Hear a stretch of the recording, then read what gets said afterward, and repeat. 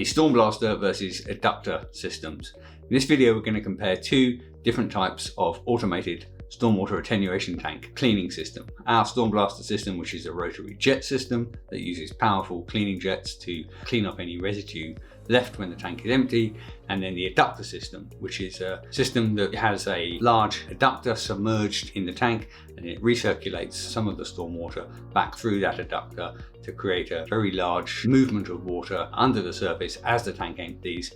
And this is designed to keep any solids suspended as the tank empties and create a whirl system that hopefully carry away all of the particulate in that stormwater as the tank empties back into the storm system. So what are the advantages of the StormBlaster system over Eductors? Firstly, and most importantly, the StormBlaster is a repeatable use system. Once the tank is emptied on Eductor type systems, that's it. You cannot repeat it. You better hope it's clean. Whereas the StormBlaster, you could run it as many times as you wanted to. You can run it through as many cleaning cycles as you wanted to if there's any residue left.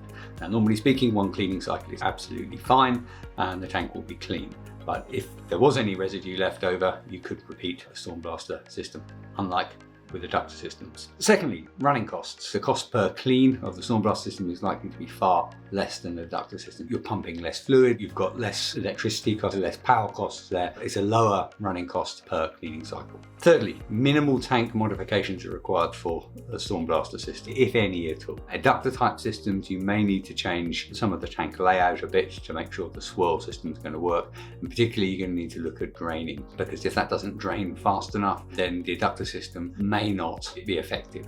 So you may need to modify the tank more on an Eductor system than you would with a StormBlaster.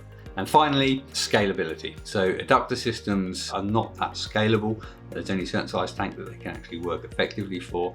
For large tanks, they're going to be ineffective. With a StormBlaster system, it's modular. You can install multiple StormBlasters in larger tanks to clean them. There's practically no limit on the types and size of tank and shapes of tanks that can actually be cleaned by a StormBlaster, whereas with Eductor systems, they are limited.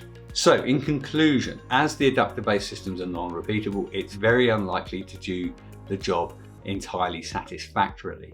They can be quite effective on their own, but generally a secondary cleaning system is required. It's quite common in some countries to have an Eductor type system and then combined with a tipping bucket system, which is another type of automated tank cleaning system.